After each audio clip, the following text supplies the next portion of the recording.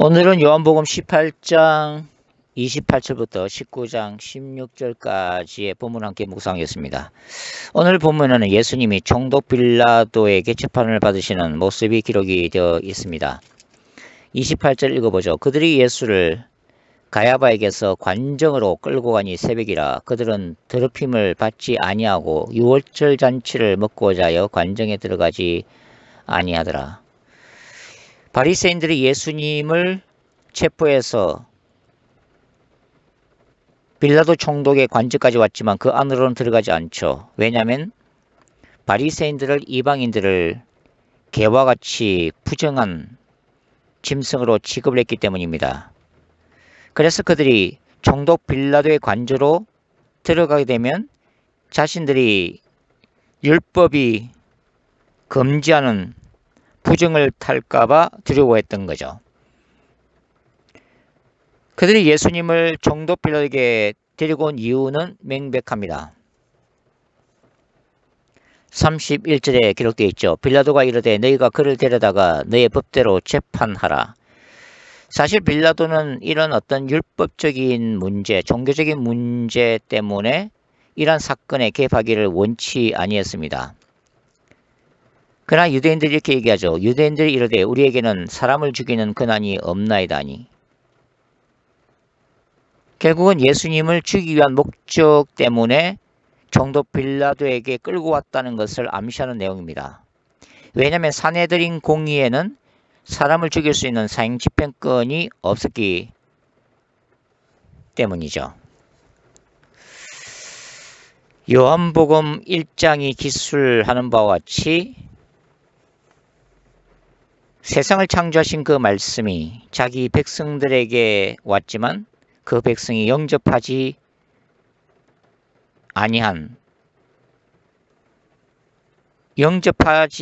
않았을 뿐만 아니라 또 어떻게 했어요? 그 말씀을 이방인 총독에게 넘겨서 죽게 만드는 죄악을 범하고 있습니다. 빛이 어둠에 왔을 때 빛이 이기지 못하더라. 요한복음 1장 5절의 말씀은 어둠이 빛을 이기지도 못하더라 라고 번역할 수 있지만 또 어둠이 깨닫지 못하더라 라고도 번역할 수 있다고 말씀을 드렸는데요. 그들은 구원자로 오신 예수님을, 세상의 빛으로 오신 예수님을 볼 수 있는 영적인 눈도 없었고 그의 말씀을 받아들일 수 있는 영적인 귀도 없었다는 것을 말해줍니다. 그들은 말 그대로 영적인 소경이고 영적인 기머거리였죠. 왜냐하면 그들은 사탄에게 속한 어둠의 아들들이었기 때문입니다.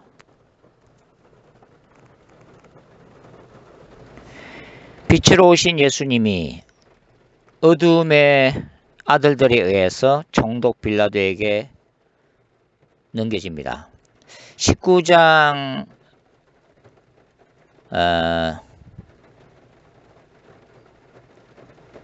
10절 이하에도 이와 관련해서 우리가 살펴볼 수 있는데요. 10절부터 한번 읽어보죠. 빌라도가 이르되 내게 말하지 아니하느냐. 내가 너를 놓을 권한도 있고 십자가에 못 박을 권한도 있는 줄 알지 못하느냐. 빌라도가 예수님에게 내가 너를 놓아줄 권세도 있고 십자가에 못 박아 죽일 권세도 있다라고 얘기를 하죠. 그때 예수님이 또 중요한 말씀을 하십니다.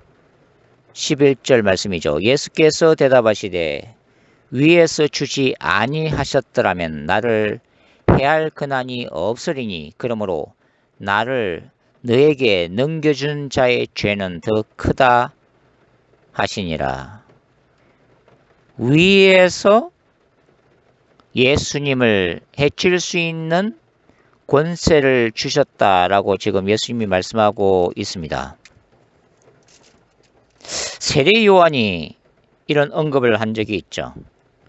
요한복음 3장에 보시면 세례 요한이 그런 얘기를 하지 않습니까?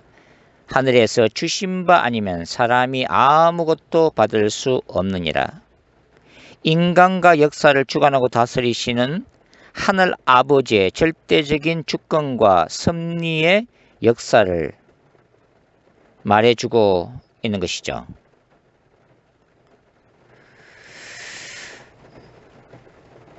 예수께서 세상 권력인 총독 빌라도에게 넘겨졌고 그 세상 권력의 배후에 있는 사탄에게 동시에 예수님이 넘겨진 것은 십자가를 지셔만이 인류를 구원하실 수 있는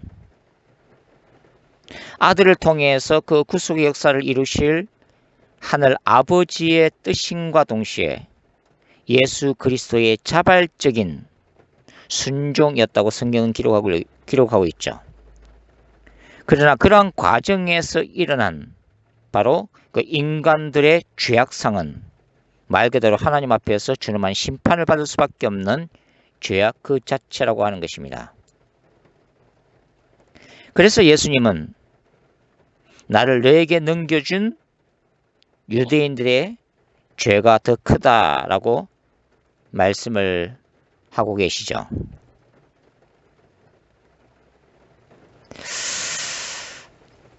신학적으로 보면 특별히 야훼의 종말론적 거룩한 전쟁 신학적 관점에서 보면 이 유대인들의 죄가 심판을 받게 되는데요.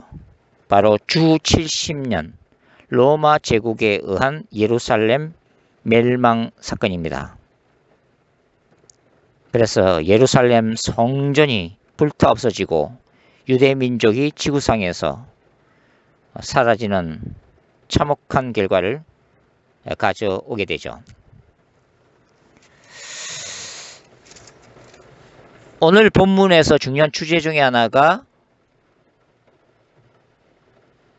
유대인들이 예수님을 총독 빌라도에게 넘겨주셨다고 하는 부분인데요. 빌라도는 마찬가지로 35절에서 이렇게 얘기하고 있습니다. 빌라도가 대답하되 내가 유대인이냐 내 나라 사람과 대제사장들이 너를 내게 넘겼으니 네가 무엇을 하였느냐. 예수께서 대답하시되 내 나라는 이 세상에 속한 것이 아니니라. 만일 내 나라가 이 세상에 속한 것이었다면 내 종들이 싸워 나로 유대인들에게 넘겨지지 않게 하였으리라. 이제 내 나라는 여기에 속한 것이 아니다. 무엇을 누구누구에게 넘기다 라고 하는 것은 구약에서 보면 야훼 거룩한 전쟁 신학에서 아주 전형적인 구절입니다. 예를 들어서 하나님이 블레셋을 이스라엘 손에 붙여셨다, 또 이스라엘에게 넘겨주셨다 라고 표현되는 방식이죠. 그것은 바로 야훼 거룩한 전쟁 신학에서의 승리를 의미하고 있는 것입니다. 사실 이런 개념은 성경 전체를 흐르고 있는데요. 다니엘서 1장 1절과 2절 한번 읽어보겠습니다. 유다왕 여호야김이 다스린 지 3년이 되는 해에 바벨론 왕 느부갓네살이 예루살렘에 이르러 성을 에워쌌더니 주께서 유다왕 여호야김과 하나님의 정그릇 얼마를 그의 손에 넘기심에 그가 그것을 가지고 신할 땅 자기 신들의 신전에 가져다가 그 신들의 보물창고에 두었더라. 자, 여기 보시면은 남유다 예루살렘이 멸망을 당하고 바로 다니엘과 세 친구가 느부갓네살의 바벨론 제국의 포로로 끌려가는 그런 배경인데요. 여기서 바벨론 왕 느부갓네살이 예루살렘 성전의 기물을 가져다가 바로 바벨론의 최고신인 마르둑을 비롯한 신전에다가 그것을 바치는 장면이 기록되어 있습니다. 고대에서의 전쟁은 바로 신들의 전쟁이기 때문이죠. 즉 느부갓네살은 바벨론의 최고신 마르둑이 이스라엘을 지키는 민족신 야훼에게 승리를 거두었다고 생각하는 것입니다. 그래서 이 신들의 전쟁에서 제일 중요한 것이 뭐냐면 바로 신전을 트는 것입니다. 신전을 허물어 버리는 것이죠. 그런데 하나님은 바벨론의 마르둑에게 능력이 없었어서 자신의 신전인 예루살렘 성전을 넘겨주신 것이 아니라 바로 이스라엘의 우상 숭배의 죄 때문에 이스라엘 민족을 바벨론을 통해서 심판하시고자 했기 때문에 예루살렘 성전을 넘겨주신 것입니다. 자, 요한복음의 관점에서 이것을 한번 대입해 보도록 하죠. 그 옛날 이스라엘의 조상들이 그들의 죄악 때문에 야훼 하나님이 그분의 예루살렘 성전을 바벨론의 왕 느부갓네살에게 넘겨주신 것처럼 이제 하나님은 참된 성전 대신 예수님을 유대인들의 죄 때문에 이방인 총독 빌라도에게 넘겨주시고 있다고 하는 것입니다. 메시아를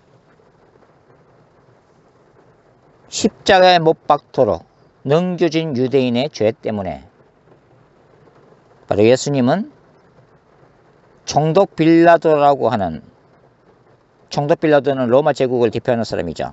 그 세상 권력 앞에 서게 된 것이고 유대인들의 죄 때문에 사단에게 넘겨준 바가 되신 것입니다. 그러나 이러한 인간의 죄에도 불구하고 하나님은 인류를 구원하시고자 하는 그 구속사의 역사를 바로 십자가의 역설적인 승리를 통해서 이루시죠. 오늘 본문에서 예수님을 넘겨받은 총독 빌라도가 예수님을 신문하는 장면이 쭉 나오는데요. 사실 이 총독 빌라도가 예수님에 대해서 어떤 관심과 의문을 가지고 접근하는 방식, 그리고 질문하는 방식은 바로 바리새인들이 예수님에 대해서 계속 물어왔던 그 질문의 연장선상에 있습니다. 즉 바리새인들은 예수님에 대해서 내가 누구냐라고 물었고 네가 어디에서 왔느냐, 너는 너 자신을 누구라고 생각하느냐, 그렇게 계속 물어왔죠. 총독 빌라도도 마찬가지입니다. 오늘 요한복음 18장을 보시면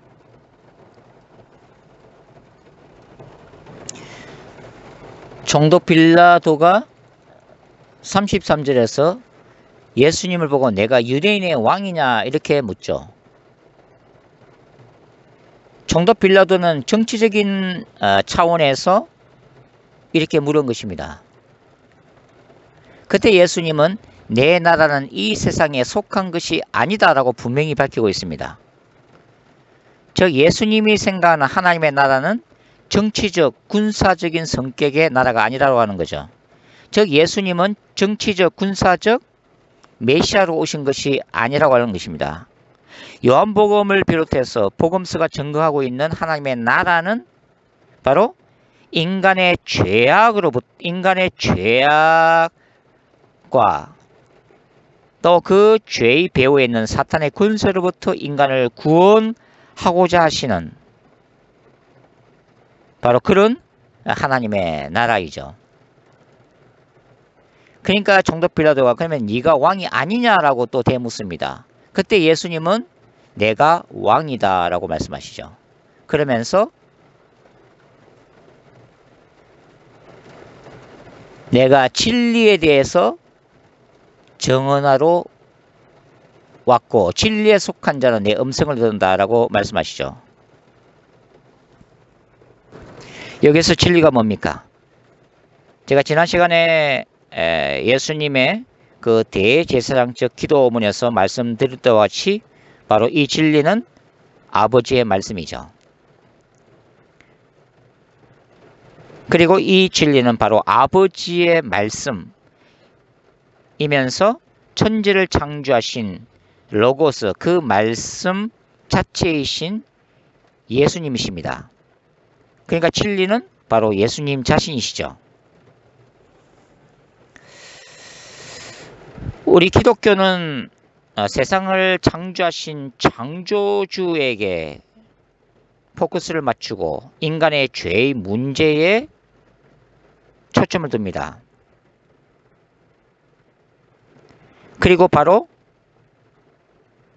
창조주 하나님이 보내신 그분, 인간의 죄의 문제를 해결하기 위해서 보내신 궁극적인 구원자 예수님이 바로 진리이시죠.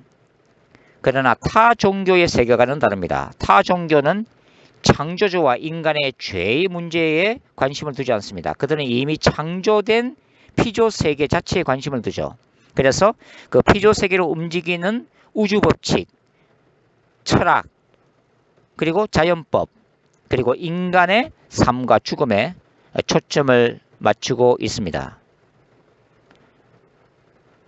따라서 타 종교는 이 세상을 창조하신 창조주의 뜻과 죄의 문제에 대해서 그 근본적인 원인과 그 결과를 알 수가 없기 때문에 결국은 인간을 궁극적으로 구원할 수 있는 예수를 발견을 할 수가 없다고 하는 것이죠.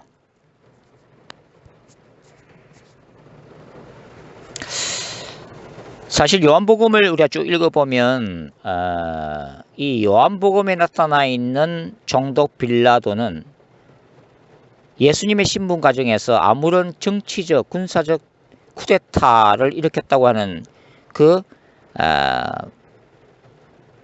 죄를 찾지를 못합니다. 정치적인 국가 전복, 내란 음모, 로마 제국에 대한 반란, 뭐 그런 죄를 발견하지 못하죠.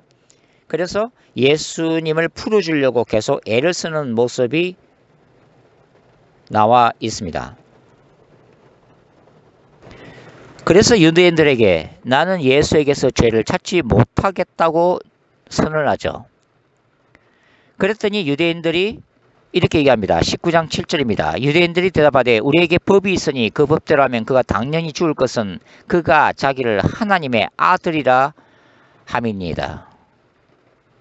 요한복음에서 이 하나님의 아들 Son of God이라는 의미는 어떤 의미가 있다고 그랬나요? 요한 공동체의 그 삶의 자리 중에 하나가 바로 반로마 제국적인 진리를 담고 있다고 말씀을 드렸습니다. 왜냐하면 그 당시에 로마 제국의 황제가 바로 신의 아들이라고 자처했기 때문이죠. 근데 총독 빌라도가 바로 여기에서 두려움을 가집니다. 유대인들이 예수를 하나님의 아들이라고 언급하고 있기 때문이죠. 그래서 총독 빌라도가 예수님께 이렇게 묻습니다. 너는 어디에서부터 왔느냐라고 묻죠. 바로 이 질문 또한 예수님과 바리새인들의 논쟁에서 끊임없이 오갔던 중요한 주제 중에 하나입니다. 유대인들은 예수님 보고 너는 어디에서부터 왔느냐라고 묻고 있기 때문이죠. 예수님은 자기를 소개할 때마다 나는 어디에서부터 와서 나는 어디로 가는 줄 안다 라고 늘 말씀하셨도 하늘에서부터 와서 하늘로 돌아가실 분,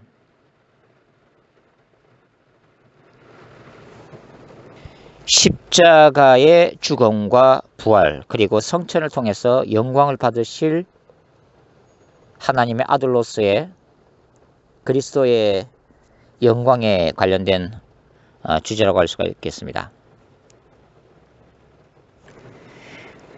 예수님을 신문하면서 두려움을 느낀 빌라도는 모인 바리새인들 앞에서 예수님을 풀어주려고 하죠. 그때 이 바리새인들이 이렇게 얘기합니다. 19장 12절 말씀이죠. 유대인들이 소리질러 이르되 이 사람을 놓으면 가이사의 충신이 아니니이다. 무릇 자기를 왕이라 하는 자는 가이사를 반역하는 것이니이다. 우리 한글 성경은 가이사의 충신이 아니다. 이 사람 예수를 놔주면 총독 빌라도 당신은 가이사 로마 황제의 충신이 아니다라고 이제 번역되어 있지만 사실은 원문에는 바로 가이사의 친구로 기록이 되어 있습니다. 근데 이 가이사의 친구가 굉장히 중요한 용어이죠. 이 가이사의 친구는 당시 로마 세계의 공식적인 직함이었습니다. 로마 황제의 가장 가까운 친구, 그 로마 황제와 어떤 정치적인 접근 관계에 있는 자에게 붙여지는 영광스러운 칭호가 바로 이 가이사의 친구라고 하는 이 타이틀이죠. 그 당시 또 로마 제국은 그 페트론 제도가 있었습니다. 페트론과 클라이언트의 관계가 있는데요. 페트론은 돈이나 권력을 쥐고 있는 그 후원자, 후견인을 얘기를 하고, 클라이언트는 그런 후견자의 밑에서 그에게 충성을 다하는 대신 그 후원자로부터 여러 가지 그 스포트를 받는 그런 어떤 실리주의에 입각한 관계가 있었습니다. 바로 로마 황제와 또 그 로마 황제인 가이사의 친구 사이도 그런 어떤 정치적인 관계에 매여 있었죠. 그래서 많은 이들은 이 총독 빌라도가 당시 로마 황제였던 티베리우스의 친구 관계로서 주 26년에 이 예루살렘 총독으로 파송을 받은 이후에 한 36년경까지 거의 10년 동안 예루살렘 총독 자리를 지키고 있었던 것은 바로 그러한 특별한 관계에 있었다고 그렇게 해석을 하고 있죠. 이 가이사의 친구라고 하는 이 용어가 또한 요한복음 안에서 중요한 것은 뭐냐면 바로 요한복음 15장 14절에 예수께서 제자들에게 말씀하신 그 구절입니다. 예수님은 이렇게 말씀하시죠. 너희는 내가 명하는 대로 행하면 곧 나의 친구다. You are my friend. 너희는 내 친구가 될 것이다. 당시 로마 황제의 친구가 된다는 것은 대단한 가문의 영광이었습니다. 그런데 천지를 창조하신 그 말씀이 바로 그의 말씀을 순종하는 제자들에게 주신 말씀이 너희는 나의 친구다 라고 말씀하시죠. 만왕의 왕 대신 예수 그리스도의 가장 가까운 친구가 되는 것이죠.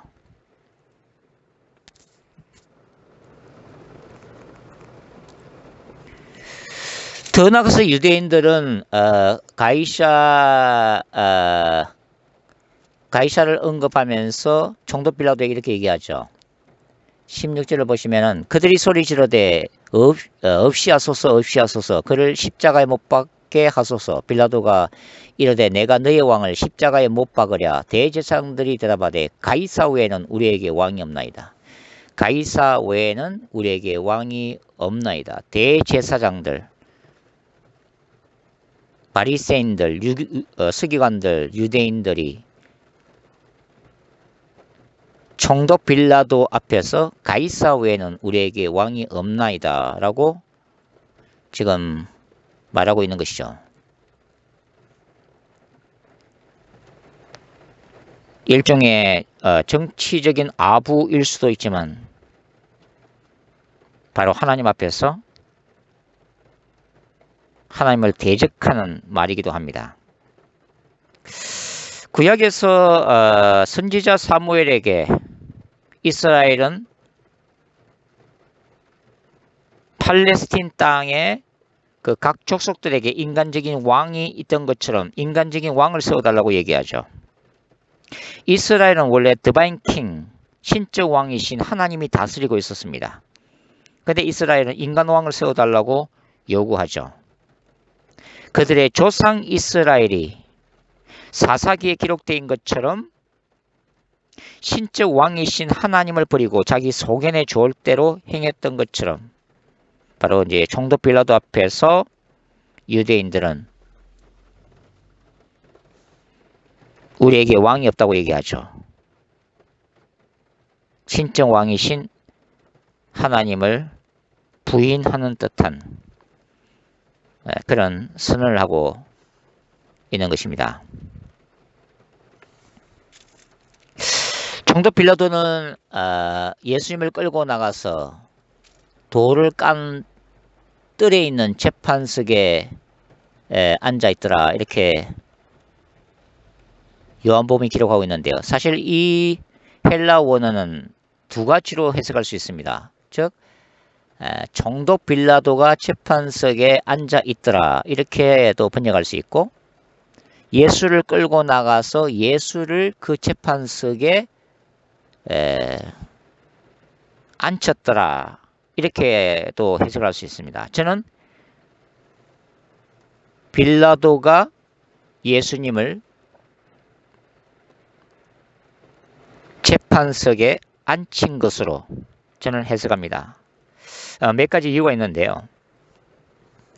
요한복음 12장에 보시면 이렇게 해석할 수 있는 근거를 제시하고 있습니다. 그것은 뭐냐면 제가 지지난 시간에 말씀드린 바와 같이 요한복음 12장 우리 공부할 때 말씀드린 바와 같이 그 당시의 제사장 가야바의 그 예언을 소개한 바가 있죠.